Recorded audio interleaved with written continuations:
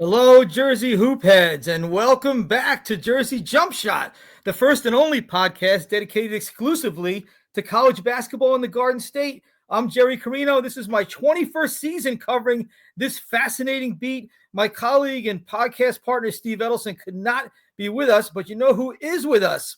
A guest who is smarter than Edelson and I put together.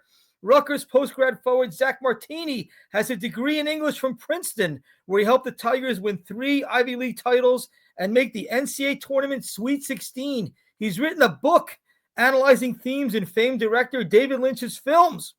On Sunday night, he recorded 5 points and 5 rebounds and set several killer screens as the Scarlet Knights dropped a 95-point hammer on USC. Zach is the first player to be a repeat guest on Jersey Jump Shot. Zach, welcome back. Jerry, it's great to be here. Thanks for having me back. What I didn't mention in that intro, but I want to mention it now, is that you're also, like me, a Jets fan. And what a brutal existence that is. You know, it's funny you say that. I actually, so we had the day off today, so I went back to my parents' house, and I looked at the bottom of my laundry bin, and I saw the $175 throwback Aaron Rodgers jersey that I wasted $175 on. Didn't get much wear out of that one. So. When I was just a little older than you, I wasted less money, but a lot for me at the time on a Brett Favre jersey, Jets jersey. So it's time is a flat circle, unfortunately. Repeats itself. You're right. Remember when the Jets were 2-1, and I said to you at Rutgers Media Day, like, are the Jets actually good? It all went downhill from there. What a mistake that was. That's right. It all went downhill from that moment. That was it. It was our fault.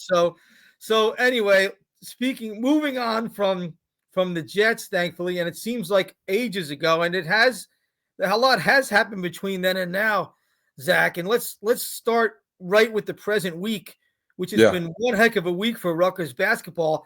How did this team get up off the mat after the losses to Iowa and Oregon? Like, what was said or done that really helped turn things around, as you guys have now won 2 straight games since then?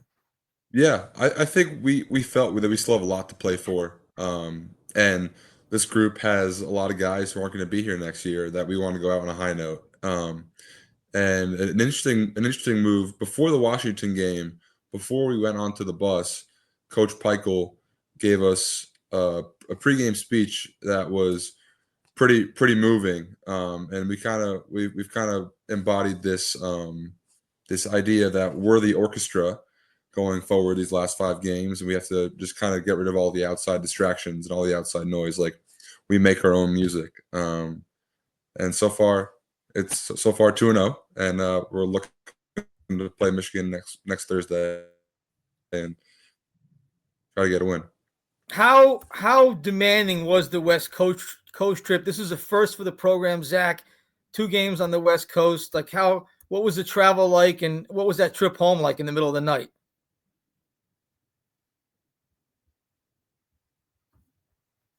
Yeah, I mean, going out there, one of the really cool things about it was, I don't know when I'll ever see Seattle or Eugene, Oregon again. So it was really, really neat to go out there. But just brutal. 8 p.m. Pacific start time for us on a Wednesday night. We got back to Princeton, got back to Newark. The plane landed at 9 a.m. Eastern. So I forgot to mention the game went into overtime. So yeah, of course. It was just a brutal. Who could forget the 1:15 a.m. end time on the East Coast, Zach? Right. Oh my gosh. I forgot to mention that part of it. But I think we had it better than those guys. I mean, they got to travel 3 time zones every game. There's only 4 total Pac-12 teams out there. Right. I can't even imagine, like, have every away game almost be cross country. Yeah, it's a big challenge, and it was a good job by your team rising to the occasion in the back end of that challenge on tired legs. Let's go to the game, the 95-point explosion against USC. And I noticed these things, being a junkie myself. You set a lot of really good screens that freed your teammates up for good looks, which they made seem like all of them. What's the number one key to setting a good ball screen and off ball screen? Well, I think for me, when you're setting screens,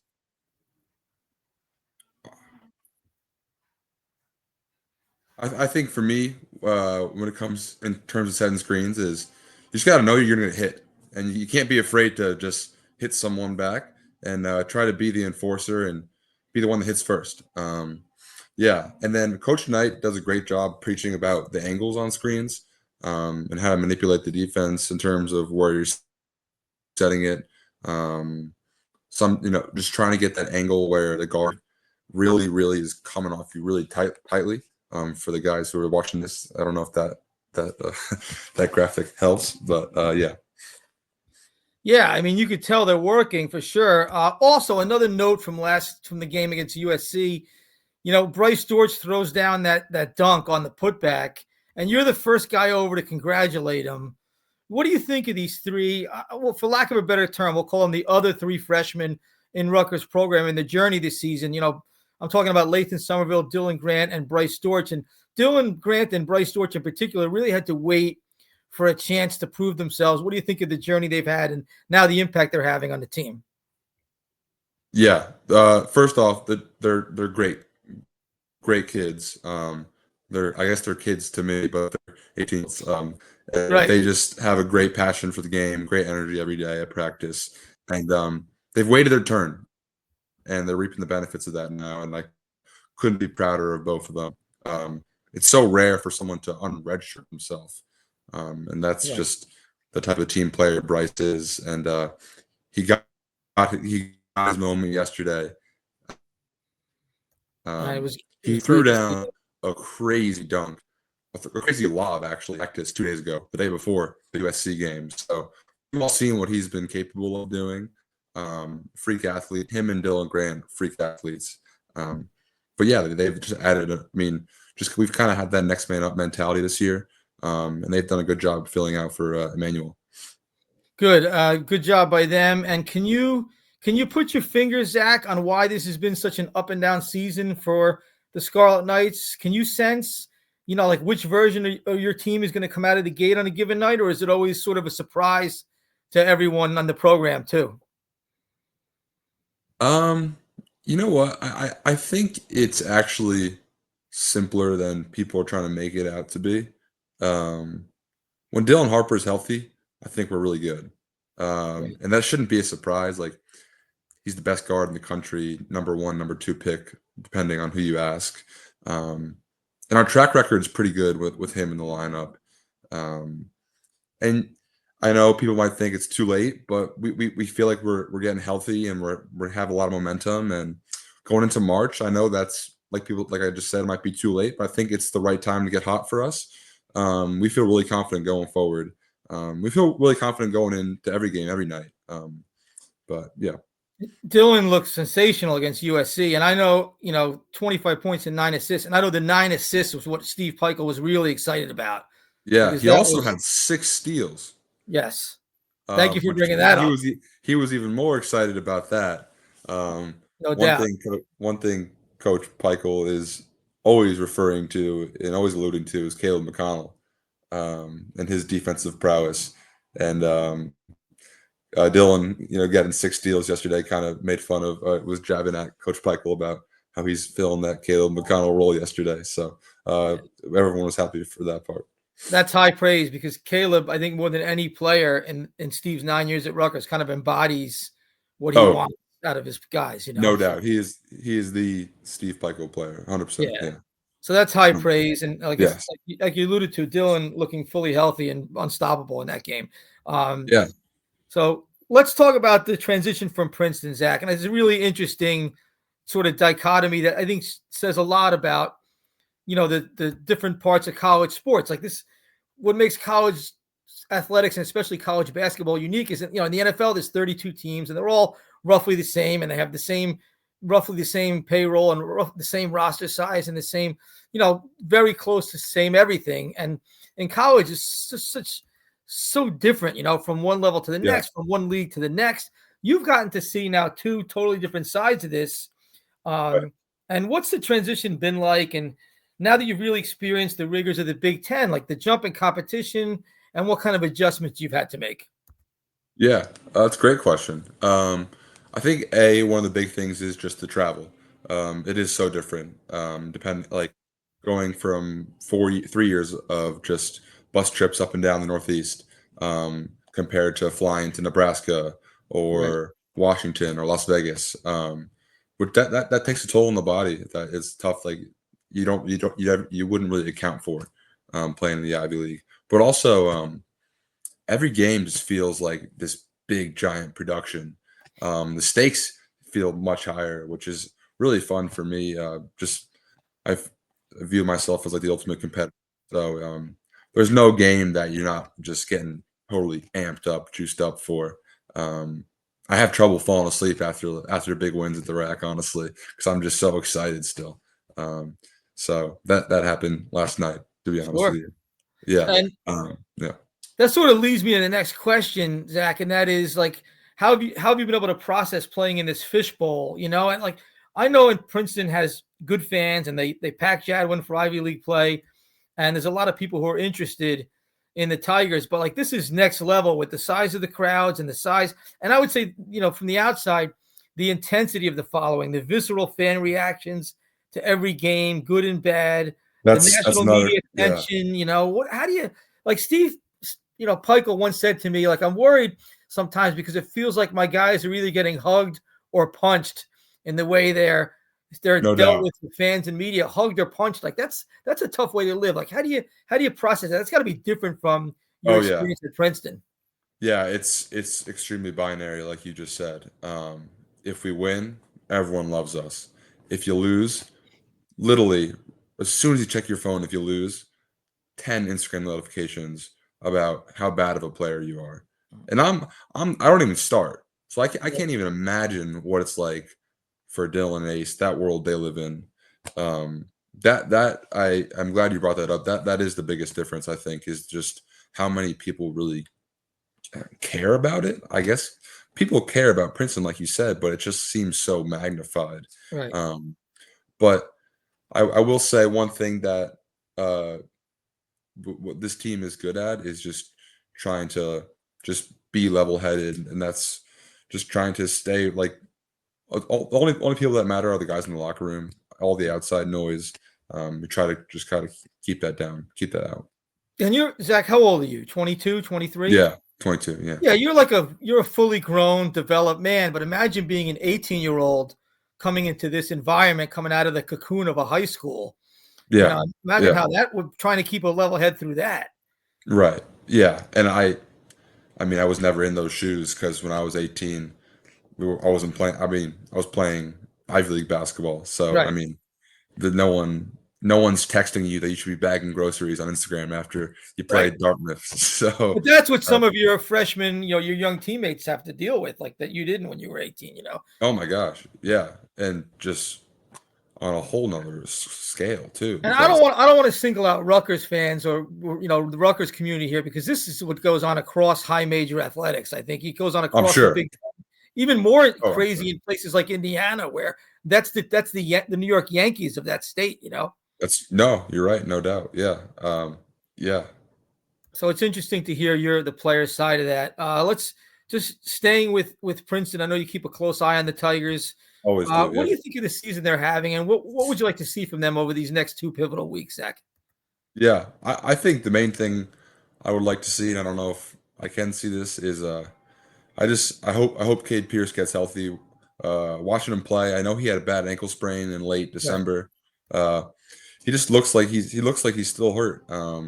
And he's one of the not if the toughest kid I've ever played with, and a great friend of mine. I was actually talking to him yesterday. I know he's in pain. I just want to see him get healthy because I know what they're capable of. Yeah, that's a good point. He was Ivy League Player of the Year last year, and he's got a ton of winning experience, that winning type player that you need. So we'll 100%. keep an eye on that going down the stretch. I know you will as well. On a Yeah. personal note, what's next for you after the season ends? Are you getting a master's degree, or what's the Yeah. next up for you? Yeah, so I'm getting a master's degree in finance. And my original intent on doing this track was to produce movies. Producing movies is there's a big finance component of it. but I interned at a film production company not last summer, but 2 summers ago. And it was a little slower than I thought it would be for my liking. So I'm not canceling that path out yet, Right. but I'm still unsure. Maybe do something more finance specific with this new degree, or who knows? Maybe go play basketball overseas for 1 year. So I got some cool options I'm weighing right now. It's great to have options, and there's no Yeah. doubt with your resume that and your everything that you have, Zach, you'll be a success whatever you decide to pursue. Okay, the last question, one close to your heart. Have you Yeah. gotten your teammates to watch David Lynch movies, and which one would you start them on and why? Oh, uh, Jerry, that might be the toughest thing in my life right now. I haven't even got my parents to watch them. I haven't got my girlfriend to watch it. My friends who consider themselves to be cinephiles. I think his movies are just too far out for some people, too subversive. Um, if someone were to start, I don't know, maybe Twin Peaks, the television show. It's kind of funny, it's kind of quirky, it's like a crime as well. Have Right. you watched Twin Peaks? Yes. Yeah. So I think that's a good entry point. Sure. Yeah, Accessible for accessible the average more than person. others, more than Right. others. Right, right, Now, right. you will not start them with the Elephant Man. No, no. See, but you can say that about most of them too. So Right. that's a good True. one not to start with. Yeah. All right. Zack Martini, Renaissance man, key guy for a Rutgers team who will be very interesting these next couple weeks, and a repeat guest on the Jersey Jump Shot. Zach, really appreciate you. Thanks a lot, and good luck the rest of the way. Enjoy the home stretch of your college hoops career. Thanks, Jerry. It's always a pleasure. Same here. And that was Zack Martini, who really enjoys showing our fans and our listeners and viewers the full scope of what it means to be a college athlete. It's not just like putting a ball in a basket. There's the travel, and there's the teammate aspect, and there's dealing with the outside forces, which is sometimes difficult when you have people who can just tee off on social media. And so knew Zach would be open and honest about it. And one of our goals is to give you some of that insight, and we appreciate it. So good guy, and will do well in whatever path he chooses to go down. All right. So the got a little freeze frame, I think, going on the screen, but Zach, you still with us there? Yeah, yes. Still here. Yeah, we're good. I'm gonna continue on with the podcast here, but thanks a ton for Oh, joining. awesome, Jerry. Great job. Thank you. We'll be in touch. Yep. Thanks. All right. So it's just me today. I have a few other things to get off my chest, but thanks a ton to Zach for joining us. Great stuff. All right. Let's go down the list. Rutgers, just real quick to follow up. We said in our last podcast, I said the charge for Rutgers was to play with pride, play with some pride. And the Scarlet Knights did that. They did answer the bell in that sense. These last two games, the two symbolic plays of the win over USC, to me, were not buckets. They were not baskets. They were first of all, Dylan Harper diving for a loose ball. I said, get some floor burns. That's exactly what they did with Dylan Harper diving for that loose ball late in the game, getting to it first before a couple USC players. To me, that said more than any, and he did make some incredible drives to the basket, some jaw-dropping crossovers, some incredible high-level shot making. To me, the floor burn he got there, that said more, and I think that'll play better in Rutgers' film room than any highlight reel that you're going to see replayed on social media or ESPN. Ace Bailey getting a contested offensive rebound at the elbow, jumping two guys for the ball, then kicking it out for a Dylan Harper three. That's the hustle play, the pride play, the team-oriented type of play that wins games. Jeremiah Williams stealing the inbounds at the end of the Washington game, beating a much bigger player to the ball. That's the type of play we're talking about here. That's how you win games. Look, Rutgers is still not playing. They're still playing poor team defense, but they're attacking on offense. They're hustling. They're sharing the ball. Those 9 assists, those 6 steals from Dylan Harper, I think that was really the theme of the game against USC and the theme of their last 2 games. And so can they make a run? They have to probably play. I mean, they have to play better defense than this to make a run. So I think they're somewhat matchup dependent, but you are seeing the last 2 games, you've seen the orchestra come together, to borrow Steve Pikiell's analogy to his team prior to that, to that crucial Washington win. You're seeing the orchestra come together. And so that's worth watching, I think, these next couple of weeks for sure. I did get a lot of feedback from my column that I wrote last week on the Big Ten travel, how ridiculous it is. Rutgers is sending volleyball and softball and tennis teams to California. Why are we doing this? What are we doing here? Rick Pitino was absolutely right. These wild, giant power conferences should be for football only. An 18-team Big Ten. Okay, make it for football only. Get your gazillion-dollar television contract and let everyone else function normally as regional conferences. What are we doing here? So totally agree with Pitino on this. I don't know that the genie's going to go back in that bottle, that the toothpaste is going back in the tube. Probably not. But, Rutgers having to go on this West Coast swing and play Oregon late on a Wednesday night and come home in the middle of the night. I mean, that was like a greedy bastards moment. Like, you're filthy rich already, Big Ten. Like, why do you have to do this? And this is the same sort of idiotic ethos that is going to drive these clowns to ruin the big dance next if they continue unchecked. And so that's what bugs me. College basketball is a great product. It already makes a ton of money. We don't need these greedy, meddling, TV commissioner types screwing it up. And I kind of feel like this coast to coast thing that Zach and I were talking about is really messing. They're really messing with things, messing with the proper order of things. And the big dance seems like the next potential victim of that. So I wanted to just get into that in my column. I got a lot of feedback. I think there was some negative pushback. If Rutgers was having a really good season, I wrote that same column about the travel, it probably would have been received differently. But like, fans are mad and they want to just be mad. And so some people were mad about it. But on the merits, I completely stand by that sentiment. And look, if it's just me howling in the wind, then it is what it is. But that's something I feel like I had to get off my chest and, show how crazy it was. And you hear from Zach how stunning that travel can be. So we'll see what Rutgers has in store these next couple weeks, and good week for them for sure, bouncing back off that tough stretch. Seton Hall. All right. Seton Hall lost to Xavier. They fell down by 20 at halftime. They cut it to 3 after pressing. Why didn't they press more? We asked Shaheen Holloway. He said, we wanted to, but we couldn't get the ball in the basket. It's very hard to press and set up your defense if you can't score. And that was definitely the case in the first half.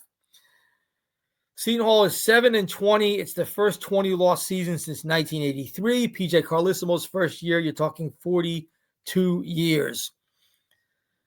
Good that they're still playing hard and that fans are still coming. I give a lot of credit to the 6,500 fans who were loud and proud against Xavier. It was obviously bad that the team no-showed in the first half. Obviously, something happened with Scotty Middleton because Shaheen Holloway refused to say he was injured afterwards. We don't know why he wasn't out there in the second half. Shah just said he was unavailable. And to Shah's credit, the guy is incapable of lying, which is why he could have easily made something up. This is how you got general soreness. When Kadari Richmond was on a load management rest last year, a self-imposed load management rest in the middle of last season because he was feeling sore and worn out. That's why you got general soreness out of Shah, because the guy's incapable of lying.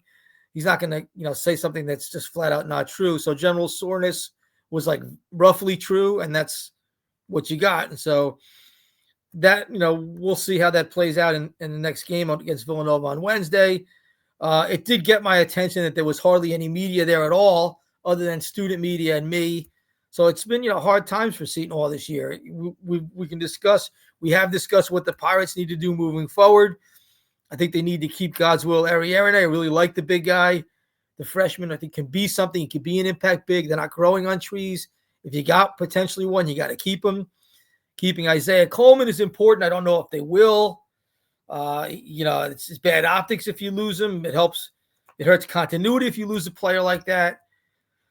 We've discussed how Shaheen Holloway, I think he should marshal his resources around a handful of impact players instead of trying to spread it out among 10 guys, even as his NIL war chest is going to grow this offseason, potentially double or triple. But you have one impact player on your roster now. Maybe you could develop a second one of someone who's there now. Guys do get better in year 2 under Shaw. We have seen that. Look at Isaiah Coleman this year. Look at the 3 key guys last year. So development's important. Keeping the core together of promising underclassmen is important. Obviously, they're going to need to land some impact players, but maybe marshal your resources around a smaller group of more surefire impact players than spreading around and taking a bunch of risks. That's a decision Shaw, the CEO, is going to have to make. But one thing I do want to discuss that we haven't really brought up on this podcast regarding Seton Hall is how the athletic department can do its part, aside from providing money, which we have discussed and has been written and said ad nauseum these last few months.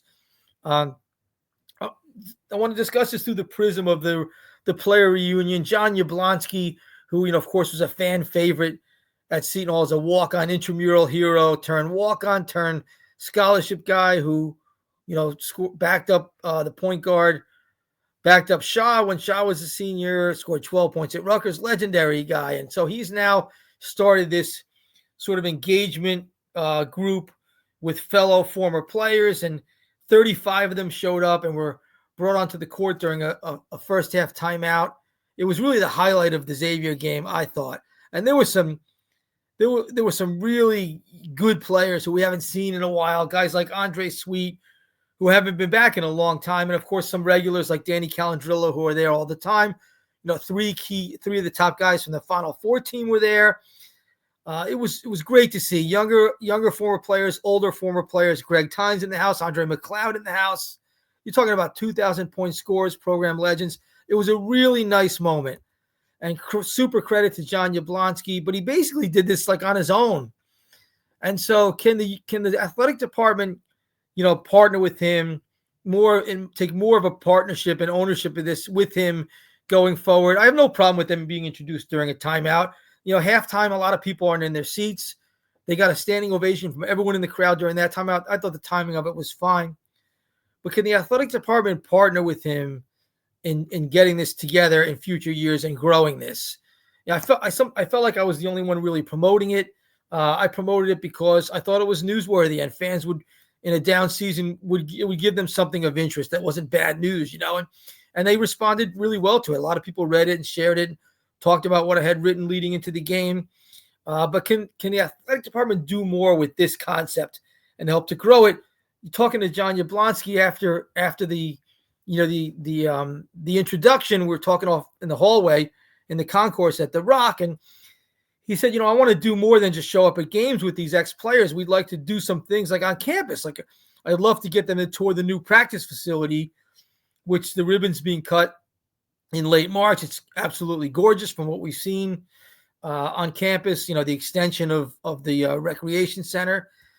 This is a golden opportunity for like the athletic department to engage these former players and get a tour, just exclusive tour for them, for a great group of them. I know some of them have been in there already, but can we widen that net and sort of build on this? And there's not only is it goodwill and good practice to engage these pirates for life, but there's also money to be found there, I'm sure. These are people who have deep identification with Seton Hall basketball, Seton Hall athletics, many of whom have gone on to be successful in life.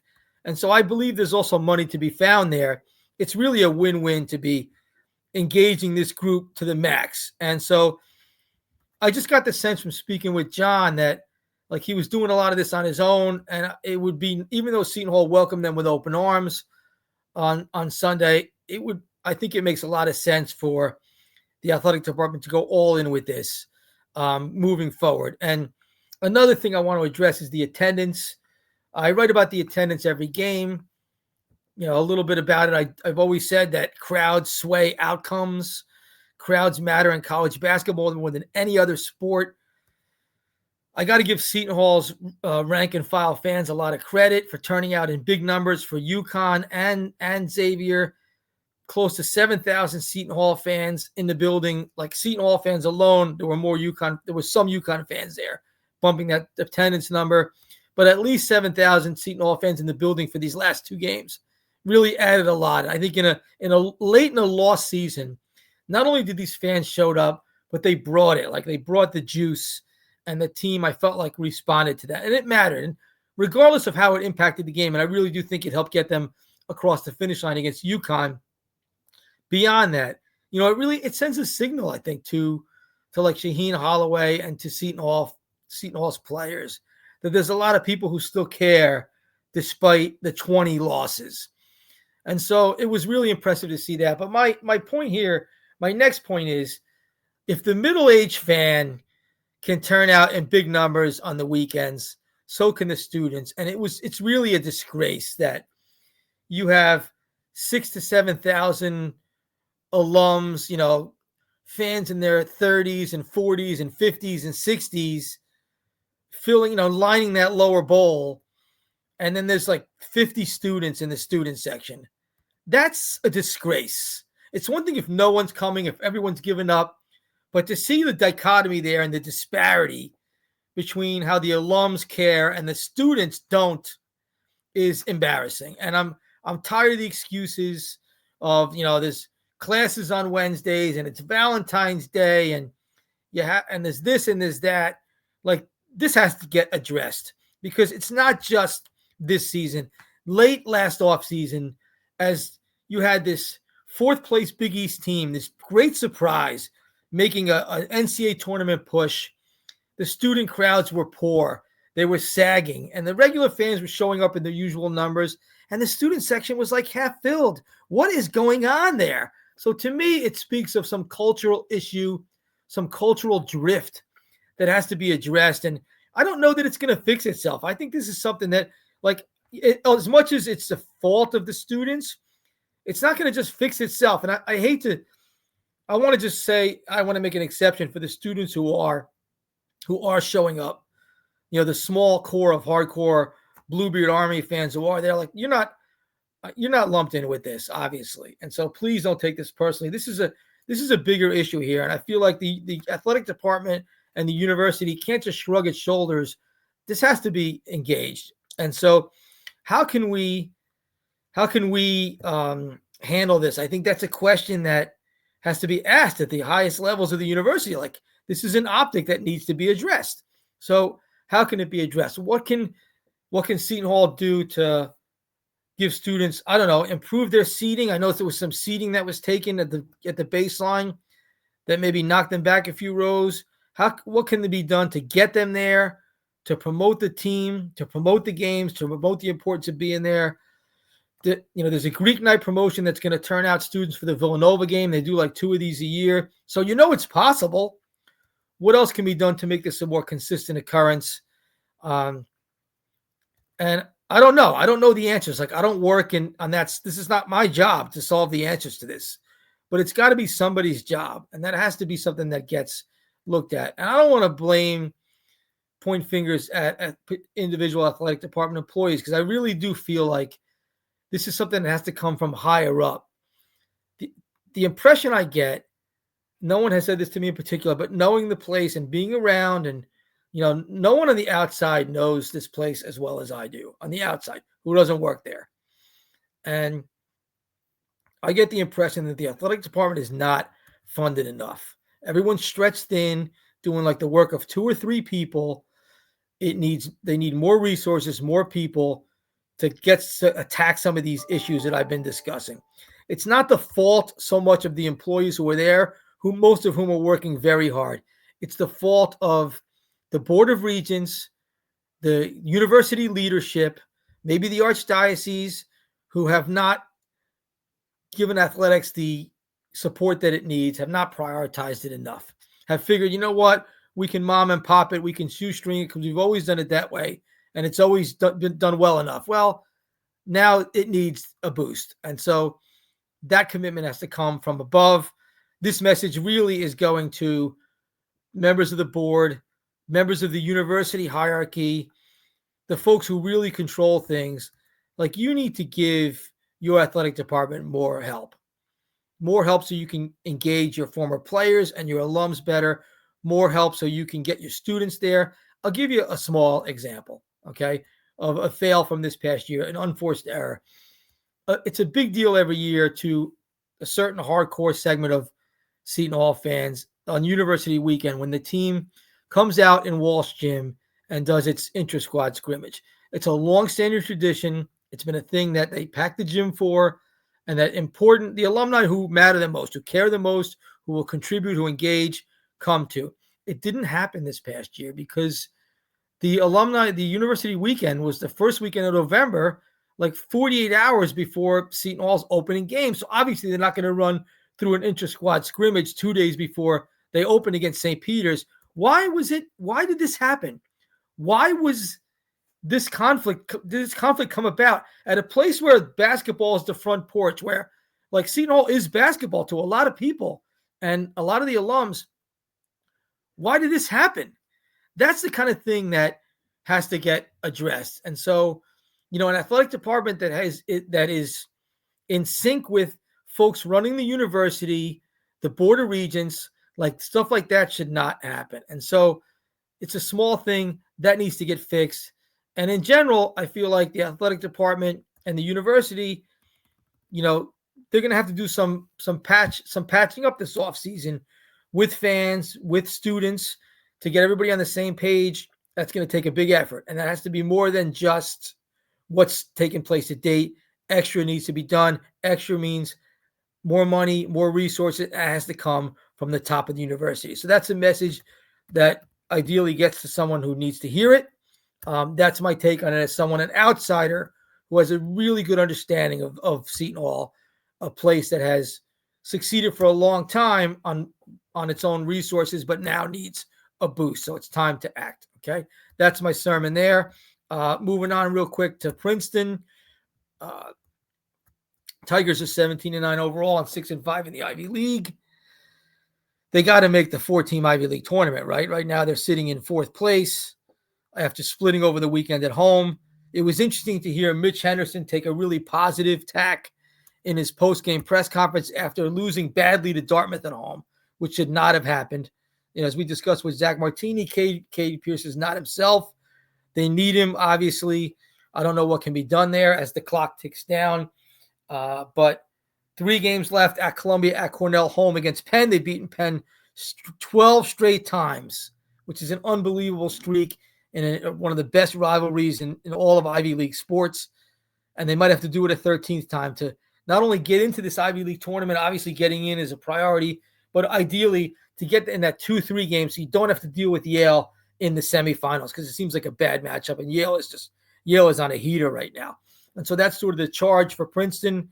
Let's see if they can get it together. But, coaches use a lot of tools in their toolbox. We've seen frustrated, angry Mitch Henderson yanking his starters. We've seen him shaking his head about the way they've played. And we saw a more compassionate coach trying another tool in the toolbox after the Dartmouth disappointment. Hey, we can still do this. We can get this together. I know we have it in us. So it was interesting to see him take that tack, and we'll see how that plays out as they head up to Columbia and then out to Cornell. They got to go at least 1-1. The Tigers at least 1-1 this weekend to stay on track for that Ivy League tournament. They do have the talent, if they can get it together, to maybe do something and maybe make a run at March Madness. Hats off to Monmouth for their big win at Hofstra. Andrew Ball, the pride of Shawnee High School, with a huge 3-pointer late. The Hawks are 8-7 and they're looking like they're capable of making a run in the CAA tournament. We'll keep an eye on them. When you have 2 guards like Abdi Bashir and Madison Durr, and then a third guy like Andrew Ball coming out and making plays, look out. So the guard situation is looking really good for Monmouth. You have guards. You can do something in March. We'll definitely keep an eye on that. So that's what we got. Thanks to Zack Martini. Awesome guest. Love hearing from him, his perspective.